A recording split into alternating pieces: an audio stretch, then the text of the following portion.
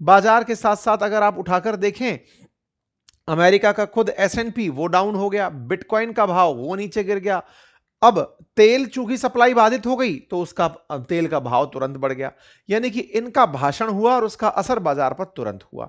और भाषण के साथ साथ जो बाजार के हाल हुए वो सभी चीजों के साथ साथ गोल्ड पर भी दिखाई दिए।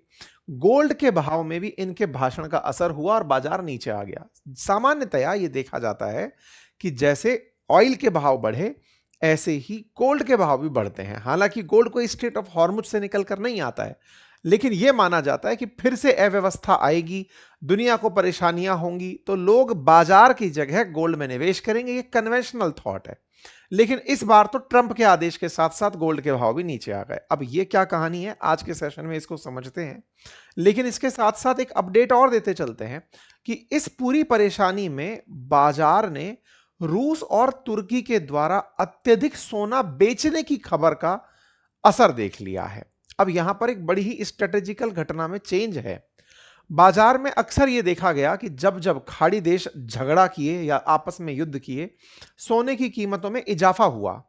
यह पहली बार इतना बड़ा घटनाक्रम हो रहा है कि 17 साल में शायद सबसे ज्यादा अब यानी इस महीने जो मार्च का महीना निकला उसमें सोने की दरों में गिरावट देखी गई। 17 साल पहले लगभग 2008 के अंदर इस तरह की घटना देखी गई थी कि एक महीने में सोने की कीमतों में इतनी गिरावट हुई। एक एक करके कारणों को समझते हैं, समझने का प्रयास करते हैं कि गोल्ड की प्राइस अचानक गिर करके इतने नीचे क्यों आ गए। और जब ये सवाल हो तो अंततोगत्वा हम सबके दिमाग में एक ही प्रश्न बनता है, अब सस्ता हो गया तो खरीद लें क्या। अच्छा, ये प्रश्न सस्ता हो गया खरीद लें क्या ये तब भी बनता है जब आप में से बहुत सारे लोगों की अभी अप्रैल के शुरुआती दिनों में तनख्वाह आने का दिन होता है और जिन्होंने एसआईपीज करा रखी हैं, सिस्टमेटिक इन्वेस्टमेंट प्लान लिया हुआ है म्यूचुअल फंड्स के अंदर, तो वो यही सोच रहे होते हैं कि इस बार एसआईपी का पैसा कहां लगेगा या निवेश कहां करें। निवेश कहां करें, सोना इतना गिर गया है, कहां 1,80,000 प्रति 10 ग्राम का भाव था और कहां आज उसके अंदर 30,000 रुपए की गिरावट से ऊपर का मामला चल रहा है। इसलिए बड़ा सवाल यह है कि भाव नीचे आ गया तो अब मैं खरीद लूं या और नीचे जाएगा। निवेशक की सबसे बड़ी दुविधा, खरीदने जब वो जाता है या तो वो माल सस्ता होता है या तो वो महंगा होता है या और सस्ता होने की आशंका होती है, और यही इन्वेस्टर जो है ना वो अटका रहता है। तो उसी इन्वेस्टर को मैं कारण बता देता हूं कि यह हाल क्यों हुआ है, सो दैट वो खुद के फैसले सही से कर पाएंगे। ठीक है साहब। तो ट्रंप का संबोधन और बाजार का गिरना यह बड़ी खबर रही। ट्रंप के संबोधन के तुरंत बाद ही बाजार गिरने शुरू हुए। भारतीय बाजार के अंदर भी निफ्टी के अंदर 2% की गिरावट देखी गई, सेंसेक्स में भी 2% की गिरावट देखी गई, जापान के बाजार में लगभग 2.5% की गिरावट देखी गई। लगभग एशिया के सभी बाजारों के अंदर आप उठाकर देखें तो बाजार के अंदर जो गिरावट है वो मतलब अक्रॉस द वर्ल्ड आपको दिखाई दे रही है। ट्रंप का भाषण दुनिया से इतना महंगा मतलब नुकसान पहुंचाता हुआ दिखा। भाषण के तुरंत साथ ही 2 अप्रैल के दिन ही सोने के भाव के अंदर 4621 रुपए प्रति ऑंस के हिसाब से जो भाव है इसका वो भी गिर गया। यानी कि सोने के भाव में भी 3.5% की गिरावट आई कि साहब सोना जो है ना, क्योंकि अंतरराष्ट्रीय बाजार में वो ऑंस के अंदर बिकता है, 28 ग्राम के भाव के हिसाब से भाव तय किया जाता है। अपने देश में जैसे 10 ग्राम जिसको तोला बोलते हैं उसमें तोलते हैं, इनके यहाँ पे यानी कि वर्ल्ड वाइड जहां तोल किया जाता है वो 28 ग्राम के हिसाब से किया जाता है, ऑंस के हिसाब से। और डॉलर्स में भाव चलते हैं, डॉलर्स में भाव चलते हैं। यही सबसे बड़ा खेला भी है बाजार के भाव गिरने का, सोने का, क्योंकि असल मायने में जब तेल महंगा होता है तो तेल खरीदने के लिए लोग जो पेमेंट कर रहे होते हैं वो तो डॉलर में ही कर रहे होते हैं।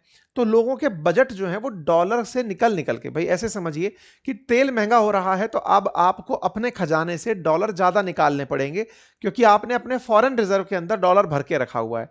तो डॉलर भर के रखा हुआ है, ज्यादा डॉलर दे करके आप तेल खरीद रहे हैं, तो डॉलर आपके पास से चला जा रहा है। डॉलर चला जा रहा है, रुपया जो है वो गिर रहा है, मतलब डॉलर के मुकाबले रुपया कमजोर हो रहा है। नुकसान क्या होता है इस डॉलर और रुपए की इस मतलब लड़ाई में?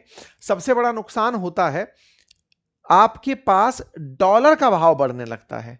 डॉलर का भाव बढ़ने लगता है अर्थात व्यक्ति डॉलर की खरीद फरोख्त करने लग जाता है, क्योंकि डॉलर खुद एक कमोडिटी की तरह दिखाई देने लगता है। लोगों को लगता है कि यार आज डॉलर 90 रुपए पे खड़ा था, अब 92 पे हो गया, अब 94 पे हो गया, 95 पे हो गया। तो बोले यार इससे अच्छा तो मैं क्या सामान खरीदूं, डॉलर ही खरीद लेता हूं, क्योंकि शॉर्ट दिख रहा है कि डॉलर के भाव जो है ना वो मजबूत होते जा रहे हैं और रुपया गिरता चला जा रहा है। तो लोग क्या खेला खेलते हैं ऐसे समय पे, कई बार दुनिया भर के देश उनकी करेंसी जब कमजोर होने लगती है तो वो डॉलर के अंदर ट्रेड करने को ही, यानी डॉलर एज कमोडिटी ट्रेड करने लग जाते हैं। उम्मीद है कि आप थोड़ा बहुत इसे रिलेट कर रहे हो। ऐसे में अब चूंकि इसके भाव गिरे हैं और दुनिया अंतरराष्ट्रीय रूप से जब गोल्ड खरीदने जाती है तो वो डॉलर में ही खरीदने जाती है, तो डॉलर हो गया महंगा, तो वस्तु के भाव पर उसका सीधा असर पड़ता है। लोग खरीदारी कम करते हैं कि यार बहुत ज्यादा डॉलर महंगा हो गया है। यानी इसको ऐसे समझिए कि आप पहले सोना खरीदे फिर सोने से कुछ और खरीदे, तो सोने का भाव बढ़ रहा है तो उसकी डिमांड घट रही है जिसे आप खरीदने गए थे।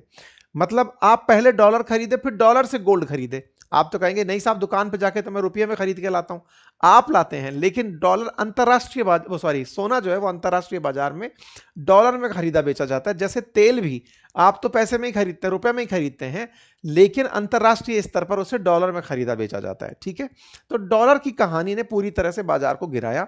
सोने और चांदी के भाव में आज के आज इतनी गिरावट दर्ज हुई, $4585 प्रति औंस का भाव जो है वहां पर पहुंच गया, और चांदी जो है वो 6% की दर से गिरावट करके $70 प्रति औंस पर आकर के पहुंच गई। ठीक है, इस तरह से भाव के अंदर गिरावट देखी गई। 1,48,000 मतलब भारत के अंदर प्रति 10 ग्राम का भाव आकर के लैंड हुआ, क्योंकि फिर वही डॉलर रुपये में कन्वर्ट हुआ और उसके हिसाब से आपके सामने ये भाव निकल कर आया।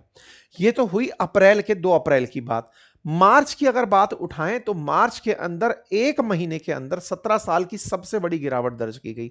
यानी कि एक तरह से समझिए कि अप्रैल के अंदर तो फर्स्ट डे में ही गिरावट सुन ली आपने, 2 अप्रैल के दिन। मार्च ने भी खुद खूब सारी गिरावट इस गोल्ड के अंदर दर्ज की है। सोने के भाव 5296 प्रति औंस थे और चांदी के भाव $93 प्रति औंस यानी 10 ग्राम के हिसाब थे फरवरी के अंत में। सोचकर देखिए कि कहां 5200 थे और आज आप जो बात कर रहे हैं वो 4500 पर कर रहे हैं। तो ये जो भाव की गिरावट आई है ना, ये अपने आप में एक रिकॉर्ड स्थापित कर कर चली गई है। 2008 के बाद ये सबसे बड़ी गिरावट दर्ज की जा रही है। तो एक कारण तो आपको मुझको डॉलर का काम समझ में आ ही गया।